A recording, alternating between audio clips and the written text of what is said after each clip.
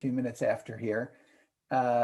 And as I mentioned in my email, we're going to record this.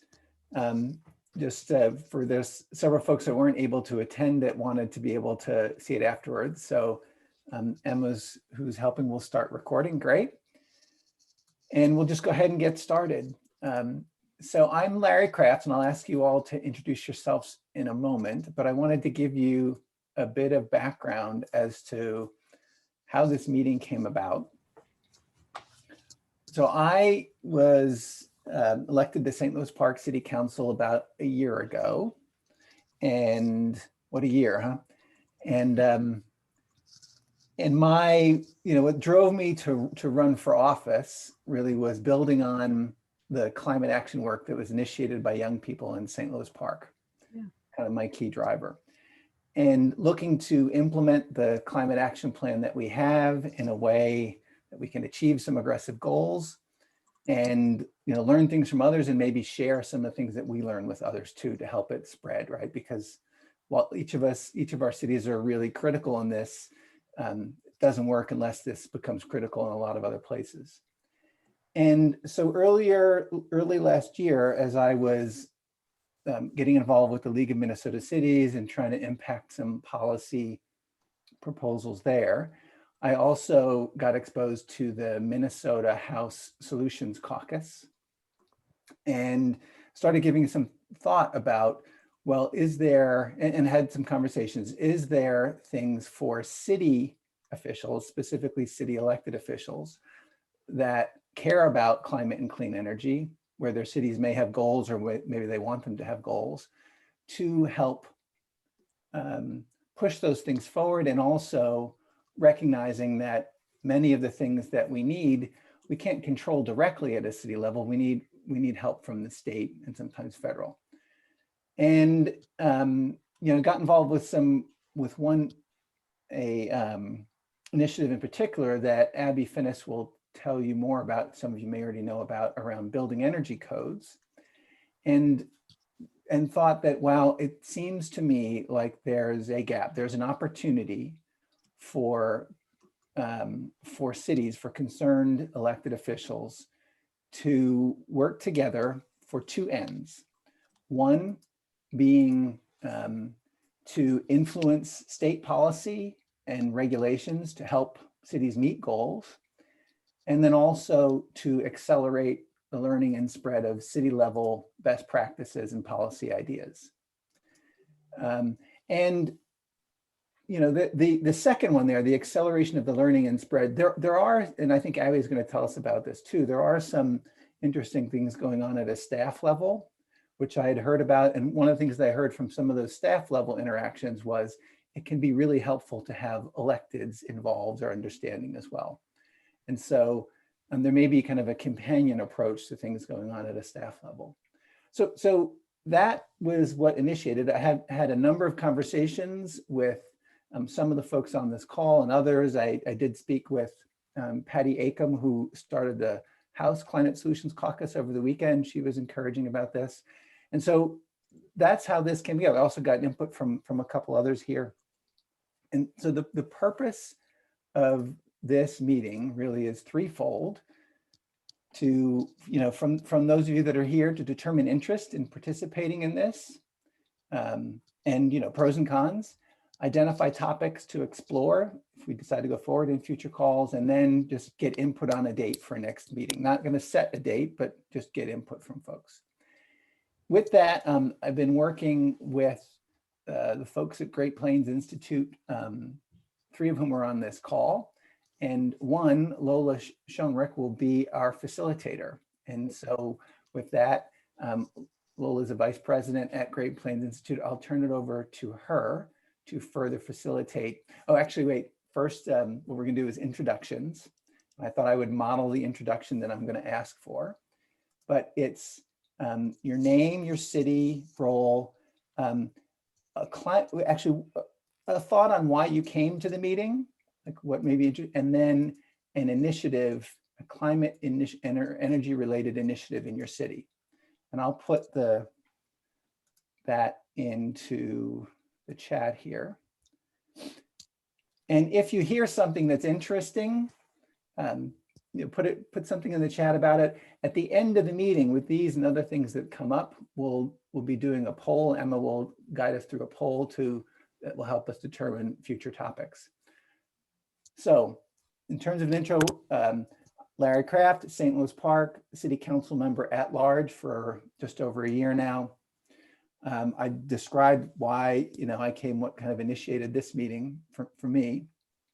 And one initiative in St. Louis Park, we just launched a solar sundown program where we're trying to double the amount of inbound solar in the community. We have a goal as part of our climate action plan to provide 10% of our electricity from within the city bounds. And so this program is one that adds an incentive on top of the federal tax incentives that were there. And what it does is it adds 4% to the federal incentive. So it kind of backs up the federal incentive to what it was a year or two ago. Right now, the federal incentive is 26%, or maybe it's, 26%. This would make it 30. And then we've put an extra 2% in a targeted area that's more of a disadvantaged or lower income area to improve even more there. So that's one program that we're doing now. So with that, let me start. I'll call on folks around as we go. Or actually, maybe I'll turn it over to Lola and let Lola facilitate from here on. And Lola, maybe you can introduce yourself. Sure. And while I'm introducing myself, let me suggest that you go ahead and change your name. I bet everybody knows how to do that now. So it includes the name of your city. Or if you're not from a city, then who you are with. Yeah, if you click on your name, you can rename. Right. So I'm Lola Schoenrich. I work at Great Plains Institute and lead our communities work. And I also work with Abby Finnis and Emma Pearson, who are also on this call. And I'm so excited to meet you all. Let me also suggest that as people talk, if you hear something that you're like, I love that idea, put something in the chat or go, that little button called reactions that has like the little clappy hands and so on. Feel free to express yourself if you hear something that you totally love or that you don't understand.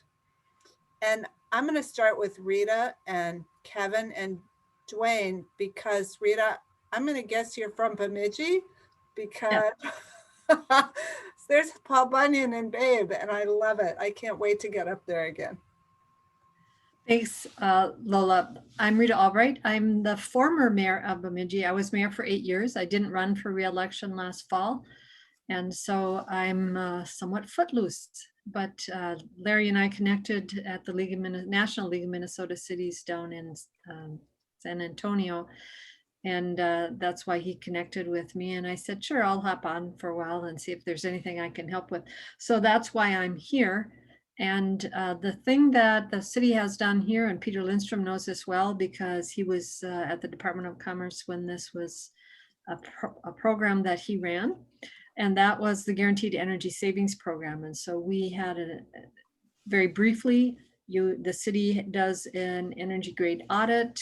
We identify places that we can do conservation efforts in our buildings.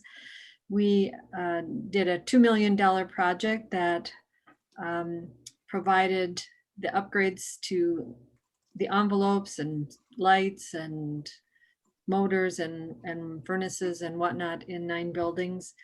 And so that is probably a 15-year payback.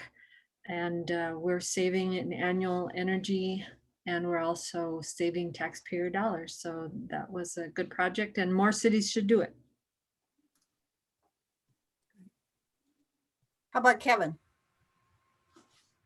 Thanks. I'm Kevin Staunton. I'm on the city council in the city of Edina, and I came to the meeting because I was invited by Larry, who I met last year, I think, at the League of Cities, the National League of Cities conference. But I didn't think I'd see so many familiar friends and old familiar faces. So good to see everyone. My colleague Carolyn Jackson, who's also on the call, has served as the chair of our Energy and Environment Commission for several years before joining the council this January. So she's going to be way more current. But one thing I wanted to mention that Edina did in the last few years was we started a community solar garden on top of the Public Works building, thanks in part to a GPI grant that helped us accomplish that. And it's been a great success. And all I'm sorry about is that it hasn't spread more quickly to other places. So that's our story. Let's jump to Carolyn, since you're also. Great, thank you. I have this iPad that I haven't figured out, so I'm sorry my city's not on there. So I'm Carolyn Jackson. I'm a city councilor in Edina. I was just elected last November. And as Kevin said, I was formerly the chair of our Energy Environment Commission. I'm here because Larry invited me, and he has, as our neighboring city, really been a driving force to try and get as many people as possible to have climate action plans.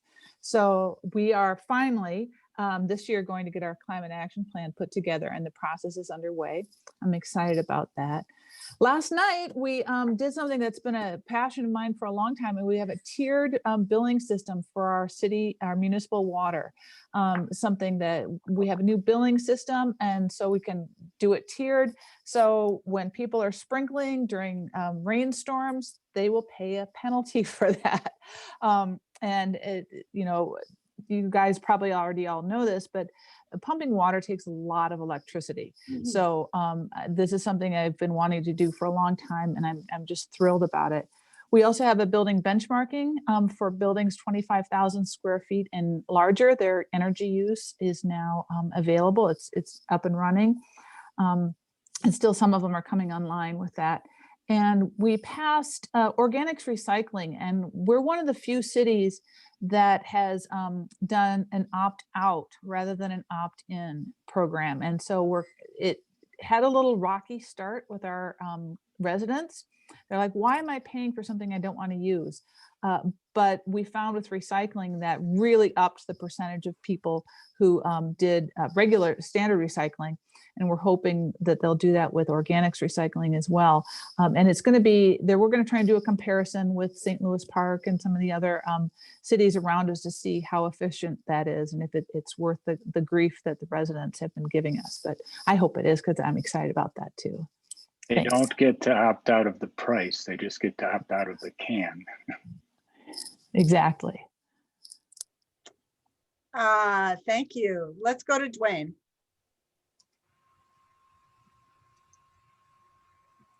Hi there, folks. Sorry about it. I'm only. It's good to see so many friends from the past. Yeah. San Antonio was a great trip. My name is Dwayne Lohman, and I'm from the city of Bloomington. If you don't know where that is, the lovely home of the Mall of America, which I'm sure you guys all know where that's from, or conveniently just south of Edina.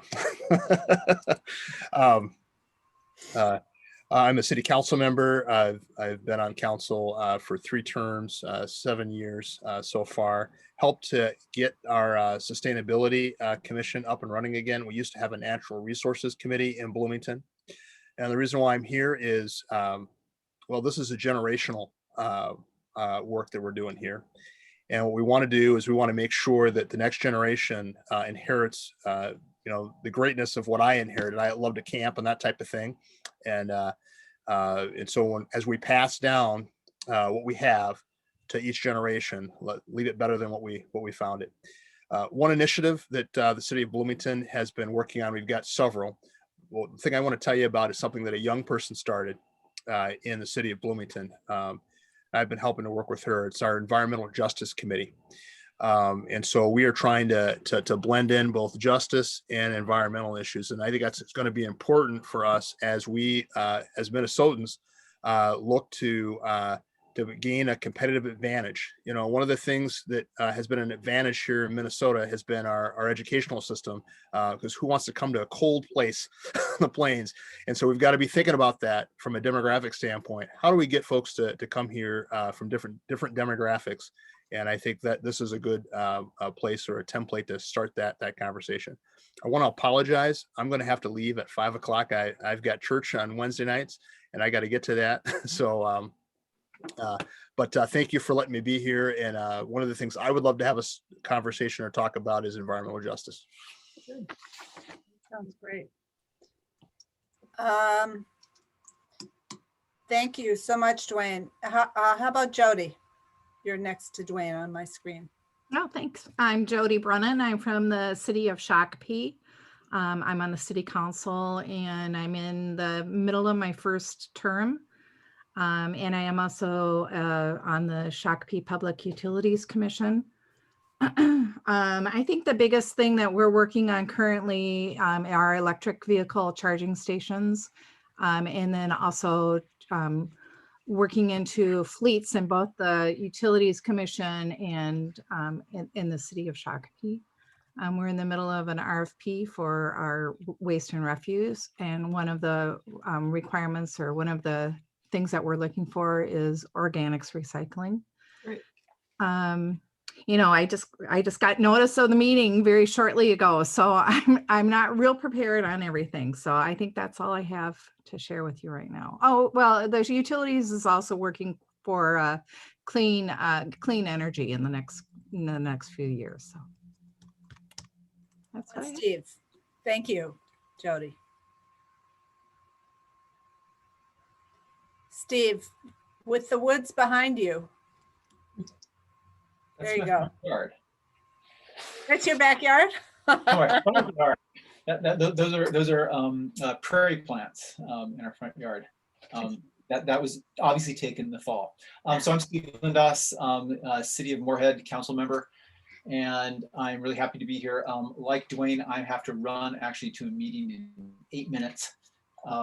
Planning Commission, where I would love to get an urban gardening zone put on so we can actually be more intentional about green spaces and stuff. But that's strategic initiative. So one of the things Moorhead's done, we have a Moorhead Public Service this year voted to become carbon neutral on all of our electricity. So we're carbon free. We have for all of electricity in Moorhead. Now, that being said, we are also part of the Southwest Power Pool that had to turn on all the generators during the cold snap. And in fact, we're trying to change the name. It should be a planned power outage is a better terminology so it doesn't cause panic. But yeah, we had power outage due to Texas and electrical grid issues, which just points to resiliency issues and climate effects that happen. So I'm really happy to be climate or carbon neutral or carbon free, I should say, in our electricity. And that really builds upon the capture the wind, capture the sun, the solar garden, and wind generator projects that we've had for many years. Beside that, the big thing that I'm most excited about is this spring we're bringing in a food forest. And there was 99% approval. In fact, most people are like, why can't we have one next to my house? Why do I have to walk all the way to North Moorhead? And so I still want to know why there was 1% that was voting against this, but they had reasons, primarily having to do with attracting or being nuisance wildlife. But I'm happy to be here. Great. Thank you, Steve. Is there anyone else that has to leave in 8 minutes? Or 6 minutes now? Then let's keep going, Michelle. Hello, I'm Michelle Tovin. I'm a city council member in Grand Rapids. I'm in the middle of my first term, so 2 years in. I'm here because I got invited, thrilled to be here. Lots of people I've seen before and some I haven't, so nice to meet you all. That, and I just think this is really important. We can't keep kicking the can down the road and hoping someone else is going to take care of this. We've got a handful of climate initiatives, including a community solar garden, but the one I'm the most excited about right now is we are going to be part of a pilot program for an autonomous vehicle shuttle program. We'll be the first rural community in the country, I think. Wow. So Wow. Pretty pumped about that. We're working with May Mobility, and there'll just be, a couple routes through town, but one, it's handicap accessible, which is amazing, but hopefully, a potential future form of public transit for rural areas too. So I'm looking forward to that. Oh, fantastic. Thank you. You're going to have to keep us up to date on how it goes.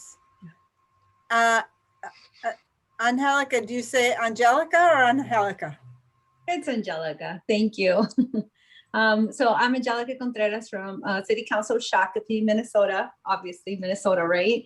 The reason I'm here, was because last night we were talking about our strategic plan, and because of COVID, I wasn't thinking about, spending and doing other stuff. So I said, hey, we're part of the Green Step cities. Let's focus on that. How can we better ourselves this year, because we don't know how much the pandemic's going to hit us, and who knows how our financial numbers are going to be. So let's focus on other stuff. And my reason, I know we have like green energy, like Jody mentioned, that we're working on. Those are initiatives that we're working on. But my thing was, I've been invited through our high schoolers, our young students, and I just want to continue working and supporting them. But what got me was that they came to us asking, at least to me, and they said, what can we do? We want to do something. They did something before, but COVID hit and that never went anywhere. It kind of got stuck. So I want to just be able to have ideas and help them support. I was looking at the best practices last night and yesterday, and I came up with 27 and 29, number 27, number 29, that I asked the city for us to work on. It's like, let's see how we can start some initiatives there. So that's why I'm here. I just want to learn more. So thank you. Fantastic. Welcome. Sue. You. Susie, me? Susie, sorry. Hi. It's okay. Hello, everybody. It's so good to see you all. There's so many faces. I call myself COVID ahead sometimes in these circumstances where you get to see so many of us that are spread out across the state. So hello. I'm Susie Nakassian. I'm in my 11th year as city council member in Northfield, Minnesota, just south of the Twin Cities. But I got involved initially when I heard that the polar ice caps were melting back in 2002 in Northfield, and couldn't believe it, and joined the EQC. And I think, like many city leaders I've met, it really was my inspiring cause to get involved locally. I'm a transplanted New Yorker, but I have old St. Paul DNA, and I've been trying to make sense of that ever since. But I moved here 20 years ago from New York, and what impressed me about Minnesota is the creativity and the brainness of these great ideas, particularly at the local level. And Green Steps is the best. I mean, I was just so excited about that, and the comp plan process, which we don't have in New York, for public opportunity to really change the world. Then on the negative side, as a New Yorker, I was astounded by the absence of structures for sharing ideas and sharing anything. And particularly when it comes to transportation, which would be my focus. Northfield's doing great. We've got a sustainability plan. I ran a climate forum in 2012. Paul Douglas is a great speaker, I recommend. And we've just been pumped ever since. We've got a lot of stuff going on, but the one thing we're still working on, I really hope we can advance, takes intercity collaboration, and that's transportation. I'm astounded by the metrocentrism in our state, which focuses so much on the metro, and just, there's no public transit in Northfield. There's nothing south of the metro. And I'm from New York, and I don't understand. So I've been working on a regional rail line, as my friends in Edina know, and Shakopee, who joined on board with Edina in support of our rail, to support the return of regional passenger rail on existing rail infrastructure. So that's what I would like to talk about or pursue as a group. But I'm also excited about this for what I call R&D, rip off and duplicate, research and development, which is take the best ideas. I'm taking notes already from so many ideas that I've heard that I didn't know about. We have a small staff in Northfield, and I just hope we can use this group to share the best practices that Green Steps is so brilliant in sponsoring, and make them possible for even a greater network of our city leaders across the state. So I'm really excited about this. And I thank Larry for calling us together. Fantastic. And then I want to go to the other Larry from Golden Valley. Good afternoon, everybody. And thanks, Larry, for setting this up and inviting me to attend. My name is Larry Faunist. I'm on the Golden Valley City Council in my 8th year, and also liaison to our Environmental Commission. And we are very heavily involved through that commission in a number of initiatives, including Green Step Cities. We are making great progress on Step 5. And we also are in our 6th month of relationship with Xcel Energy and their Partners in Energy program. We will be developing shortly, publishing actually, a plan to reduce our electrical and energy usage in the city of Golden Valley in 3 major sectors, and that's government, residential, and industrial. And we are going to take the next 12 months to roll out that program and work with our public relations office to educate our public to how they can make a difference in their own abode or in their own industry. And we're looking at, excuse me, tremendous energy reduction if this comes about the way we envision it. Perfect. Thank you. Pete, do you want to quickly introduce yourself, and then Emma, and we'll end with Abby, and then Abby, you can keep talking. Good afternoon, everybody. Peter Lindstrom. Like Rita, I'm a recovering mayor of the city of Falcon Heights, mayor for 12 years and on the council for a couple terms before that. Good to see all of you.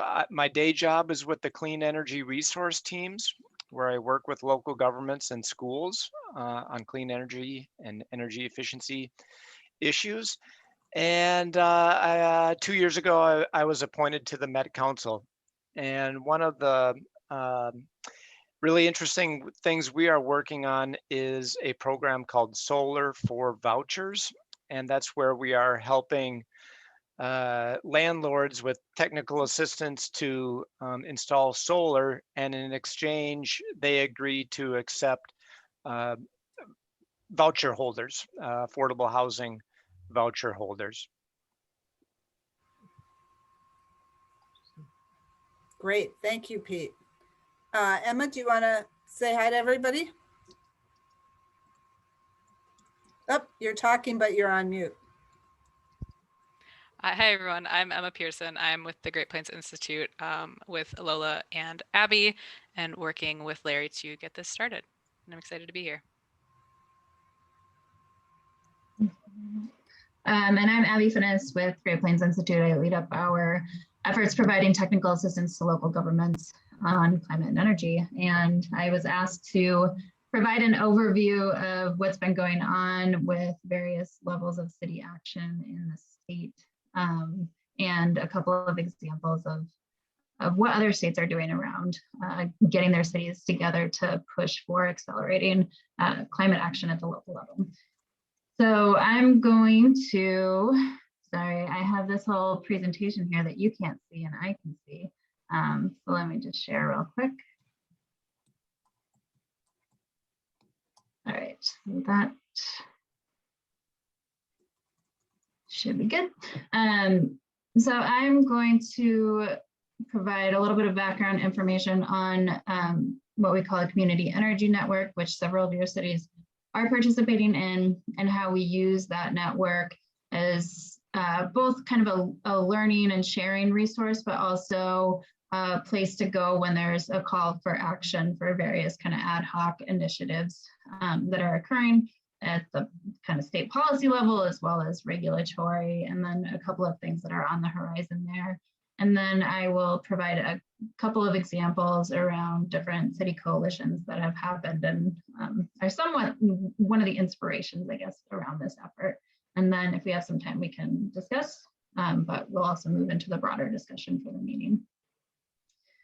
So the Community Energy Network is an effort that's headed by GPI Insert, so Pete Lindstrom and Alyssa Polish and I and Emma as a part of it, got together and thought, well, why don't we create a space for cities to come together? And originally the idea was around procuring renewable energy and specifically solar in communities, because there was a lot of interest in city operation solar. So we, when we first started over a year ago, we were the Renewable Energy Procurement Network, and 20 to 25 cities or so participate. And it became clear that the cities wanted to continue to participate in this type of network, but they weren't totally only interested in solar. They were interested in natural gas and building efficiency and electric vehicles and a whole wide range of different topics. And so we put our heads together and decided to, I guess, rebrand it to be the Community Energy Network to make it a bit more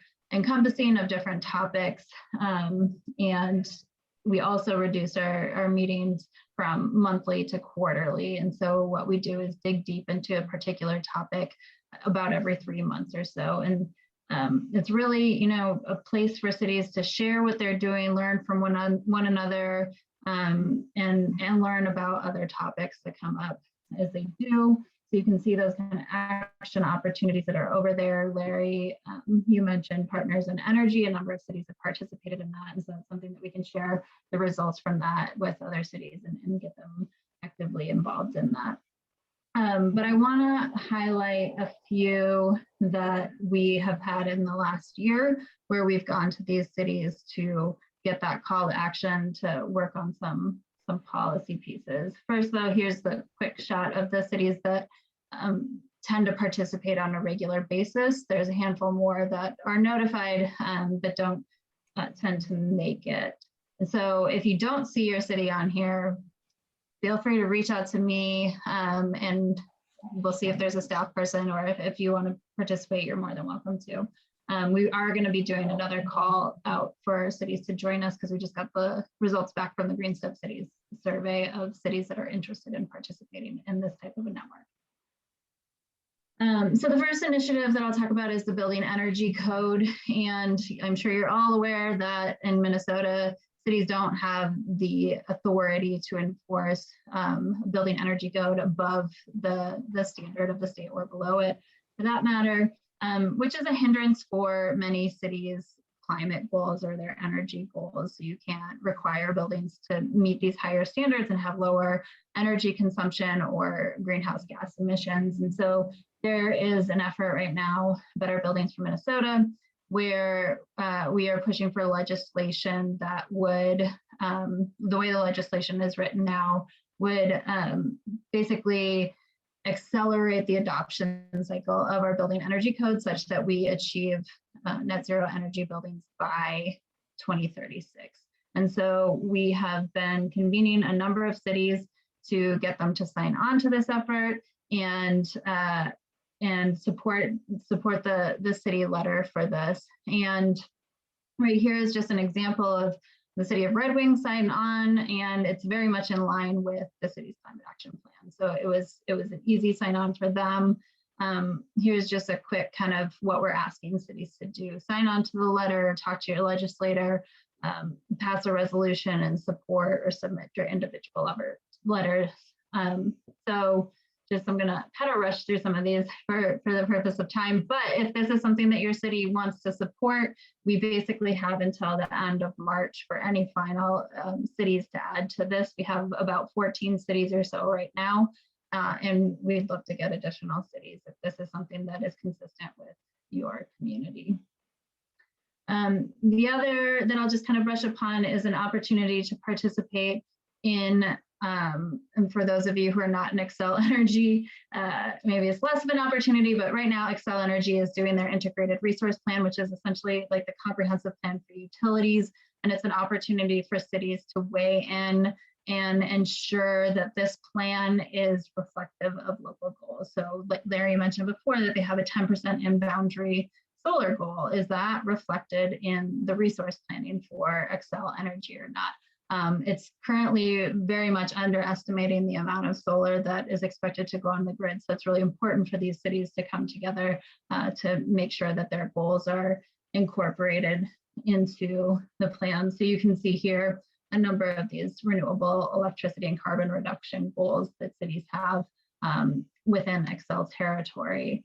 So it's really an opportunity for cities to weigh in the regulatory aspect in a way that cities just really haven't before. So those are a couple of ad hoc approaches that we've had. And the idea was, it's one thing to have an ad hoc approach and be able to kind of pick and choose what your city is interested in supporting, and another to have a more intentional effort behind that. So this would have been a lot easier, I think, from my standpoint, if there was maybe a little bit more intentionality versus going out and trying to find cities on a tight timeline. And the last one I'll note is just kind of an opportunity now. There's no effort behind it, but the Pollution Control Agency currently is looking for comments on the clean car rules. So this is getting to what kind of cars are sold in the state of Minnesota and increasing access for hybrid and electric vehicles and other fuels. So this is happening right now. We can send out these links if your city wanted to submit some comments on clean car rules for that. I'm not going to talk a lot about a green bank because I'm not an expert, but there was a report recently that was completed that looked at what the implications of a green bank in Minnesota would be. And a green bank is essentially a pool of capital that can be used to support other capital to finance projects that have climate or energy or other environmental aspects to them. And there are a number of green bank programs across the country.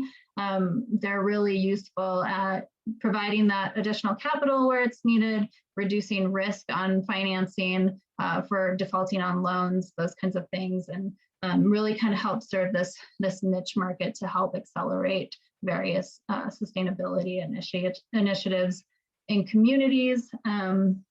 It's something that can be a real boost to existing programs, like we have the commercial property assessed clean energy program and other financing programs in the states that can really boost that and help to accelerate some of these more capital intensive green energy projects. So that's kind of a very quick summary of some of the big things that are going on in Minnesota. And I will say just the last thing on the green bank is there is an expectation that there will be federal dollars that will become available to help provide capital to states to boost this. And so the big question usually is, where is the money going to come from? And it sounds like there may be an opening for federal dollars to be used for that. So I really upped my PowerPoint skills on this one and drew the states of Utah and Colorado on here. But I want to just highlight a couple of different program approaches that these two states have had.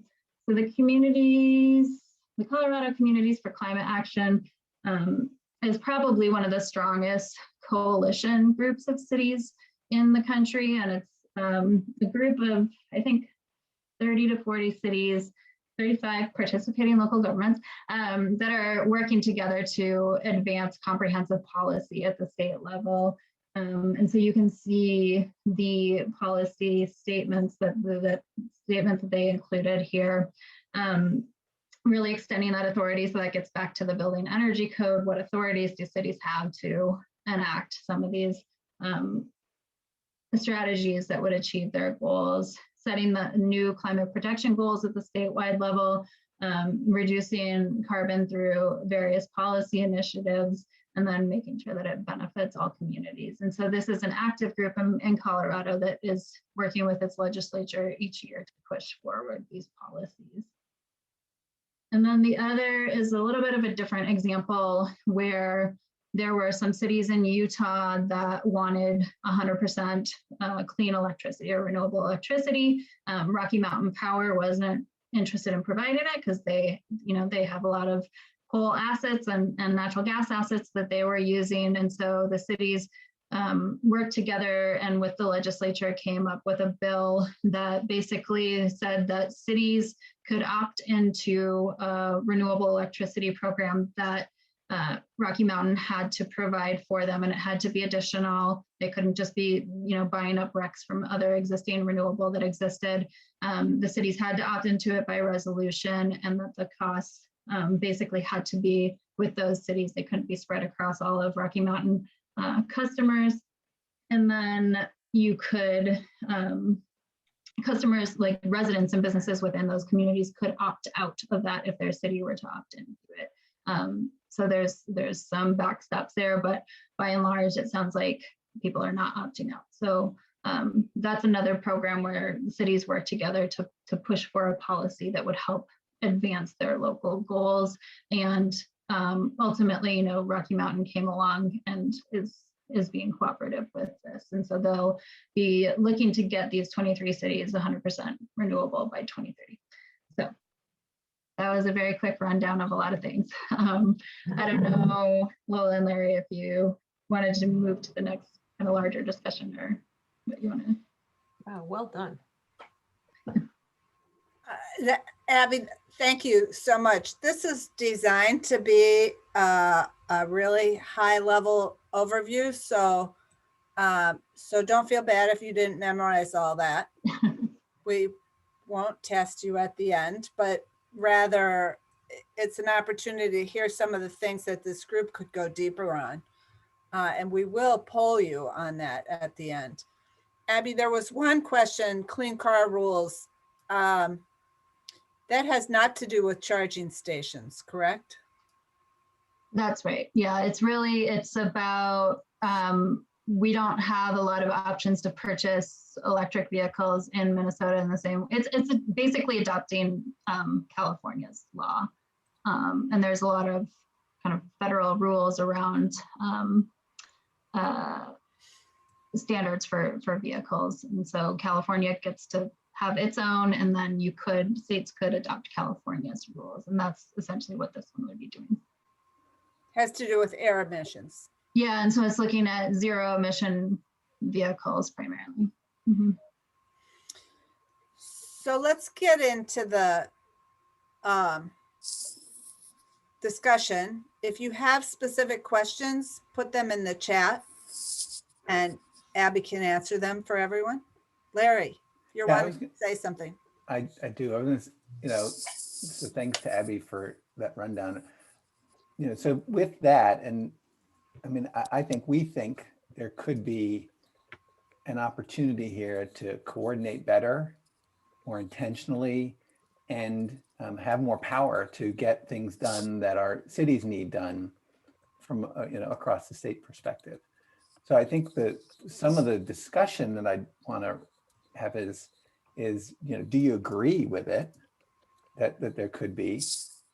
What thoughts you might have on the benefits, what concerns you might have, and the kind of conceptually, there could be two sort of angles here that we tackle on a meeting by meeting basis. One being a policy that we need at a city level, at a state level kind of thing, and then also kind of a sharing kind of a thing, like what do we want to dig into for policy sharing among cities. And that might tie in with stuff that Abby's group, the Community Energy Network, is already involved in, right? So anyway, but I really want to hear thoughts.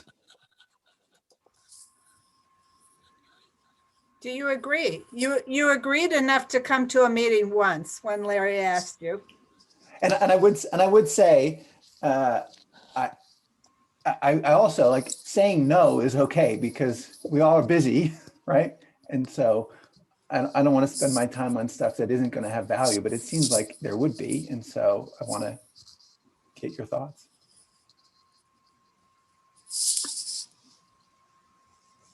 So I put this in the chat, but when I was on the Energy Environment Commission, the Bloomington Energy Environment Commission held a joint meeting, and we had people from all across the state 3 years in a row. And I don't think they did it last year because of COVID-19. But boy, there's a lot of energy. Virtual, but yes. They did it virtually. Okay. You know, boy, there's just so much energy, and people, the number of cities participating is huge.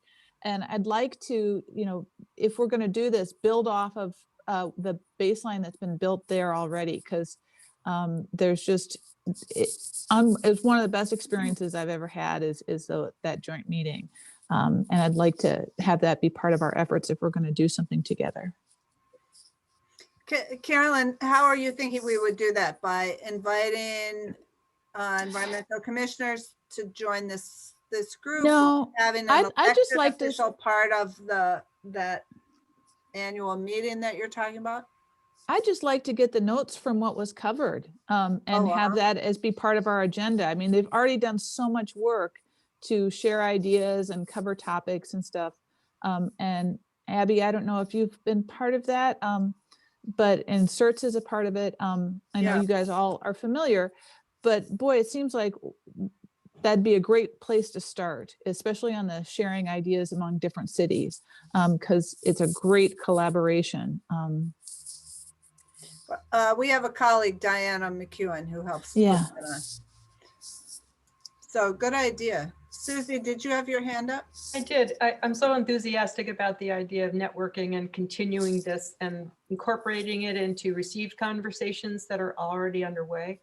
My concern is for, I don't, again, see any mechanism through which smaller cities can share and I said R&D, right? Rip off and duplicate the good examples from other cities. I take no shame in that. Each one of the initiatives that you guys have reported on your cities should come automatically with a user generic version that another city can take and run with.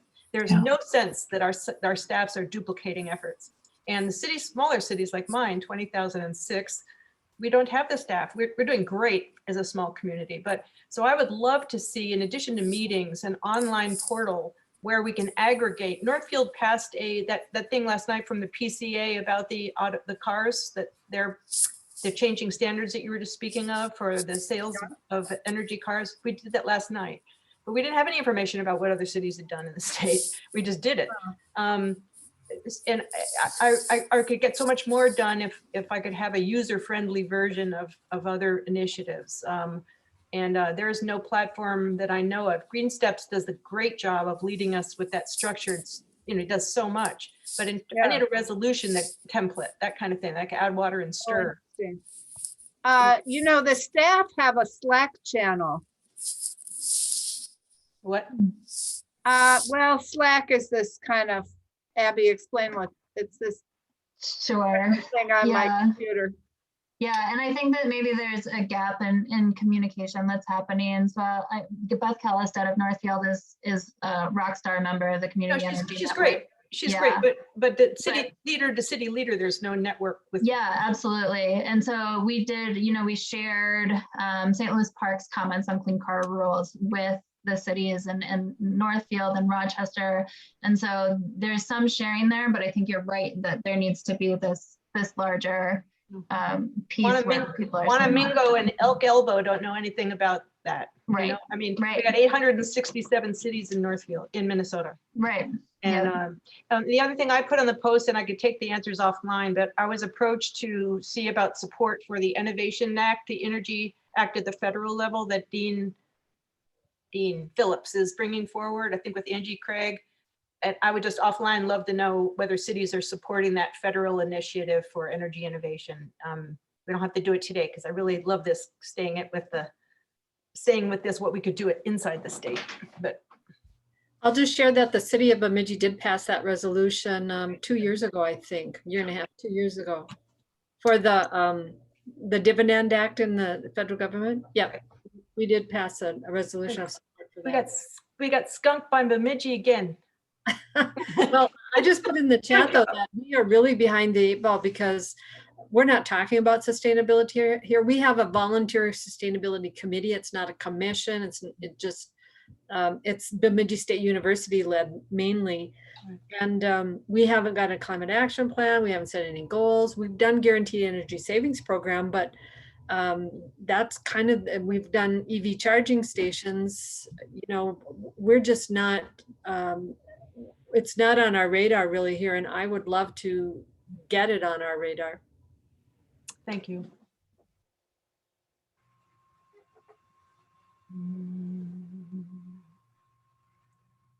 How about other people? Do you want to come back to another meeting? Yes. Can I just also share that I'm really interested in Grand Rapids? You have a public utility that the city owns, and so you did a solar project with that, but I'm also interested in yours, Kevin. Hi, good to see you again, by the way, in Edina.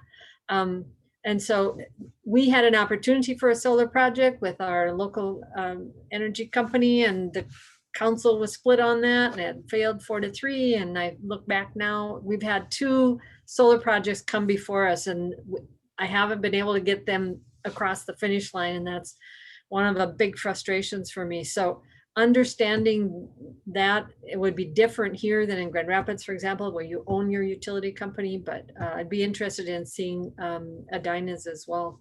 Yeah, Yeah, the solar, ditto for Northfield. right? The solar garden concept is so, what I think is ingenious about it is you don't have to, you know, there really isn't anything for the city to invest in. You step aside and you just lease space that you're not using to someone who will produce the energy and find the subscribers, and there you go. And you don't have to have the expertise. I get it when people are kind of reluctant to become solar energy producers and not know what they're getting into. This way you can kind of sidestep it and just facilitate it. So. And you know what the argument was here? It was in a spot where we owned the property, and they said, oh, that's good development land. It's been on the market since 2010. It's never sold. It's not a desirable lot. And so, you know, 3 years ago, we had the opportunity to put a solar garden there and reduce energy use in our arena. And they said no, because, oh, we could sell that lot. And so it's not only the value of the energy that we didn't produce, but also that opportunity cost that we lost there, you know. Lola? Yeah. Susie. Related to that, you remind me, in the comprehensive planning process in Northfield, coming from New York, I was impressed that if you stick your thumb in the soil in Northfield, you can actually grow a couple of feet taller. It's like the richest soil I've ever seen in my life. And we were developing it indiscriminately of the soil quality. And so when we redid the zoning land development code, I introduced, through the example of Dakota County, instead of ag holding, which is the standard Minnesota terminology for farms waiting to be sold so you can retire to Florida, it's a joke. I parsed it, and we have a public benefit district, which says, here's the land that. It's always right at the punchline when I know that's on the internet. Oh. Right, so you begin to plan that green infrastructure into your zoning code, which right now just says plow it under and create paradise. You know, so I could share that. There are a couple of examples from our development code, and then we zone the ag that should be ag, where the spinach goes, you know, where it should go in the 11 weeks that we have to grow it. So comp planning and those best practices are a place to see people's tricks and innovations in that regard. Would be, we're about to revise our code, and I'd love to hear your tricks. So I'm also interested, and I'll let Carolyn go first. You raised your hand first.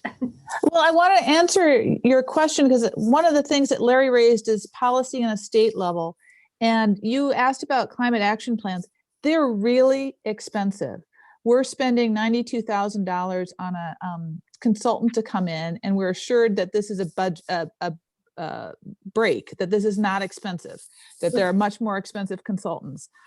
So one of the things that I pushed for as a commissioner, and I would love to see, is something on the statewide level where it is a recipe. Here are, 30 things, and Green Subsidies is kind of like that, yep. But here are the elements of a climate action plan, debate among yourselves, but to have that basic structure ready, because nobody's got money sitting around for these big climate action plans. It's a hard decision to make, to spend that kind of money. for doing something that you think is a really good idea, but you're not gonna, it's a hard argument to make. Yeah, that's a good idea. I also had a question. Do any of you have ordinances around community benefit development? So that development has to, have a community benefit, or any around social determinants of health as far as development and how it affects the health of the community, whether that's based on accessibility, how far it is to the park and the grocery store, or whether that's based on, utility use. But community benefit agreements that require developers to, if you want to develop here and you want to do this multifamily, you have to do this as part of it. And I'm just curious about that. I know a lot of times we have local, affordable housing as part of a community benefit agreement, but could there also be climate action goals tied up with that and with development? I don't know, I haven't heard it called that, but in St. Louis Park, we do have something like that, where if a developer is getting some kind of a conditional use permit or a variance, PUD, or asking for investment via TIF, then they have to comply with affordable housing goals as well as green building goals. And normally you're not allowed to have a different code, but if we're investing in it, if we're doing something special for them, then you can put that requirement on them. And so we do. It works quite well. There could be a lot of borrowing of that affordable housing leverage trick into the environmental sustainability area. Yeah, it's worked very well in the sustainability area for us. So I think there you go. All right. I think maybe it's time to kind of shift to our last section and just sort of debrief the meeting here and kind of what comes next. We're going to start, Emma, hopefully you're ready for some polls. But I really encourage you on this this is what we decide to make of it. And so please be quite frank in your responses and what you're interested in or not. And then we'll kind of talk through what, Emma, maybe you could fire off the first poll. Yeah, I'll go ahead and launch that.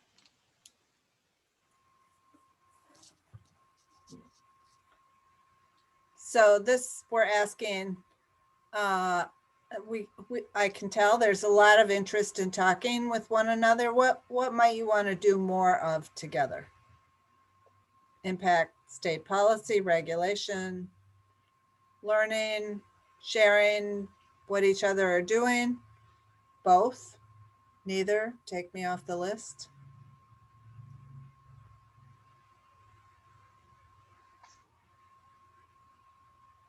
Emma, you can see when we're starting to get enough answers to close it. All right, can you see those results? Yep. Yep. That sounds like a resounding both. Cool. All right. Now, how about the next one, Emma, right? Are you ready for that one? So this is a list of some topics that have been raised in the meeting here. That could steer a future discussion item.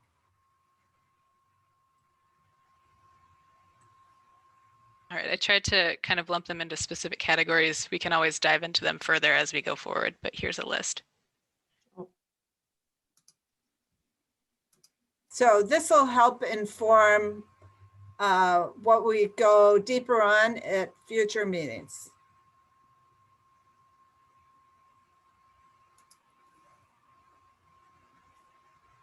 And Emma, you can pick more than one, right? You should be able to.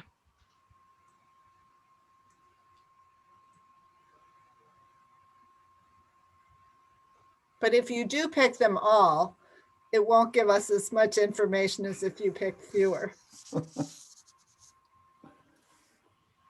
So one question I have is some of these, I feel like we have experience with, I'd be happy to share it. And then others I don't have any experience with, but I'd be interested in learning. So there are some, if I was just to respond to the ones I'd be interested in learning more about, that would be a fewer number.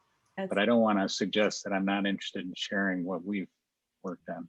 I had the same response to the question, Kevin. It matters. Are we listening or presenting? And so we might want to ask the question again from, I bet you're going to get different answers as you splice that 2 ways. But So that's such good input. I love that. I love it too. Should we do it again? Only this time answer with what you're interested in learning more about. And I did it based on that. Good, Larry. But let's do the first one based on what you're interested in learning about. Yeah. Where is the question again? Did you put it up again? I'm gonna. Oh, excuse me. I'm sorry, Emma. Oh no, you're totally Hurry fine. up. I'm gonna relaunch that. So what are we doing this time? What you're interested in learning more about.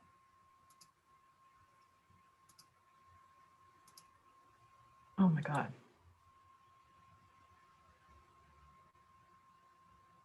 And then should do one on teaching about too, because some of you have like Grand Marais and your vehicle shuttle program. Grand Rapids. Very cool.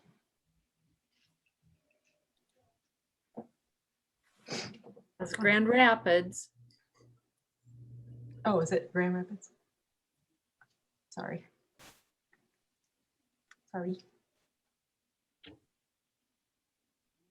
It's not Northbrook, Susie. Well, you know, I'm looking for the Hudson River. How are we coming, Emma?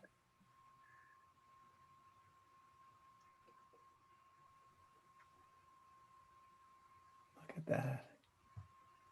So environmental justice, and then rural transit, autonomous vehicle. That was super interesting. Green banks, we'll take that to be inclusive of financing in general, which for residents and businesses is so important. Good stuff. Good stuff. I'd want to do it again, Larry, only this time do it. What do you want to, what are you doing that you'd want to share? Sure. Then we'll be able to. That's great. That's fun. Emma, are we going to know who said what? I am unsure. I will figure that out. We'll find out. Well, if we'll people tell wanna probably learn about it, but there's only one person that knows about it, then you're only going to get one vote for what that is. So it wouldn't be very clear on. No, but if we're able to tell who that one person is, then we'll call you up. Yeah, so the autonomous vehicles one is me. Michelle, we now know where you live, so At we're least coming. the city. I'm coming to participate. I want to ride in it. It's gonna be a little bit yet, A but little bit. Yeah. Oh, that's exciting. I'm like, I think I want to ride in it. they're gonna have human drivers in it for the first little bit until people are comfortable. Isn't that cool? That's cool. Yeah, that's cool. Oh, a lot of people know about organics recycling. Yep.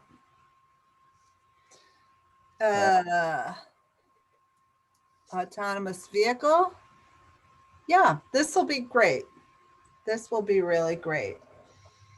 So how'd you like this format? Some combination of networking, a presentation, sharing what you're doing, some updates on some of the policy work. I thought it was great. I thought it was a good mix of information.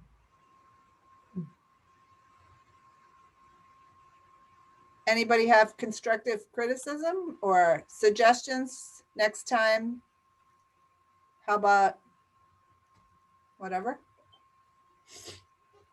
This is Susie. I just I bet you that there are maybe, or I sense that there are maybe 4 or 5 times as many ideas as where it came up going on in these cities and other cities. And I just wish, I do wish that there were a way to easily, even on a Google Doc, aggregate activity in a public way.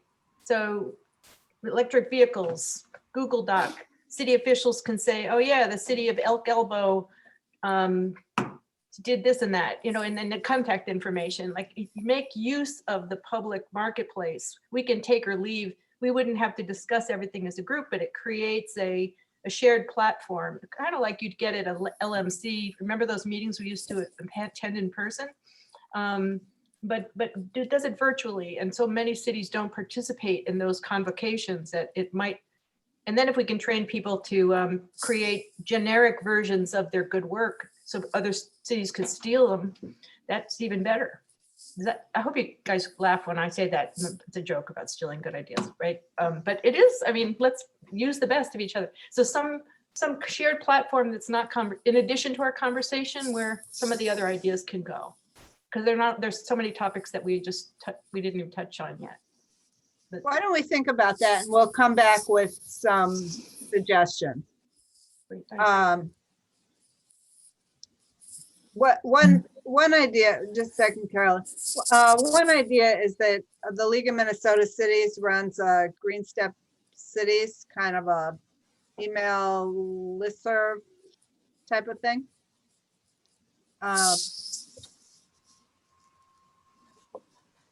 It's not exactly what you're asking for because it's not that you can look something up exactly. But people do ask questions. Anybody done thus and such? So that's one idea. Yes, and you're not the only Green Step City person that's asked for a more robust sharing platform. Although I have no criticism of the program, it's phenomenal. Oh, right. Okay. Okay. Other ideas? Carolyn. I guess my question is, who do we need to add to our table? Who needs to be here? Who's not here? Great and question. Yeah, that's. Put your ideas in the chat here. Why don't you? Okay. You mean like city names, Carolyn? You thinking? Yeah. Oh, I got the list. Yeah. Well, one great idea. You've probably gone after a lot of them, Larry. Well, I you know, I'm one person in this, but with some help here, you know, several of the other folks here helped.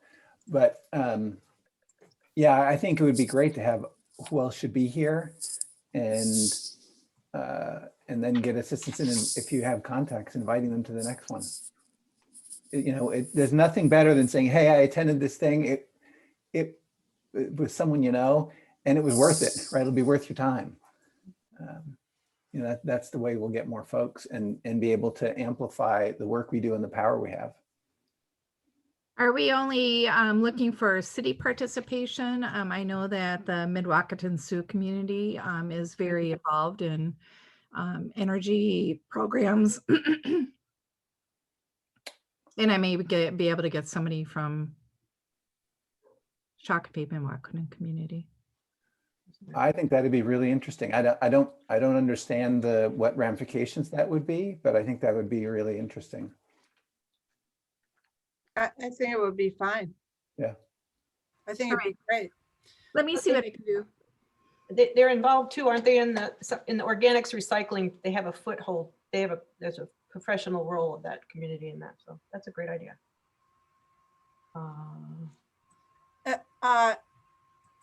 Is there anybody on this call that would be interested in like being part of an email exchange, or even get on the phone for 20 minutes and brainstorm not just cities, but names and who knows who?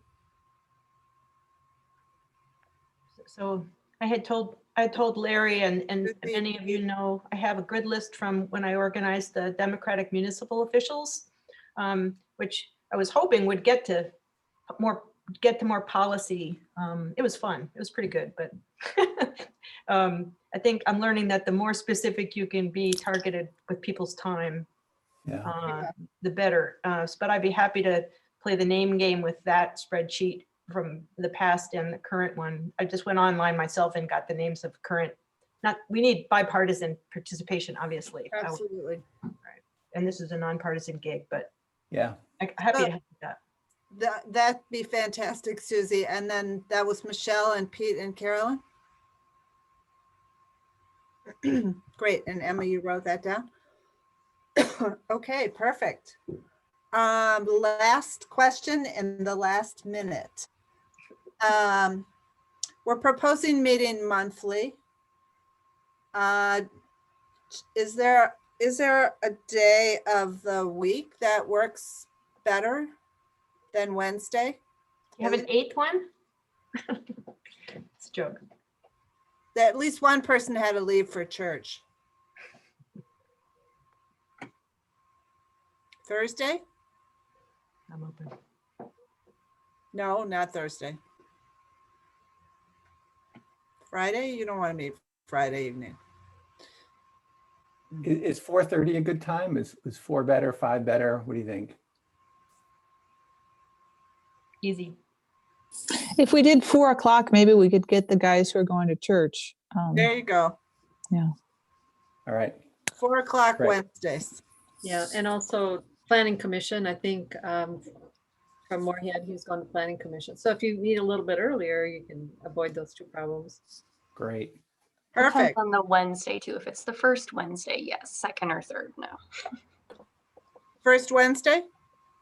Works? Great. Okay, done. 4 o'clock, first Wednesday.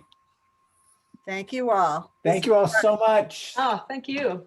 All right. Thank All you. right. Thanks, everybody. Okay. Stay safe, Bye-bye. everyone. Bye. Good to meet you all. Yeah, here too.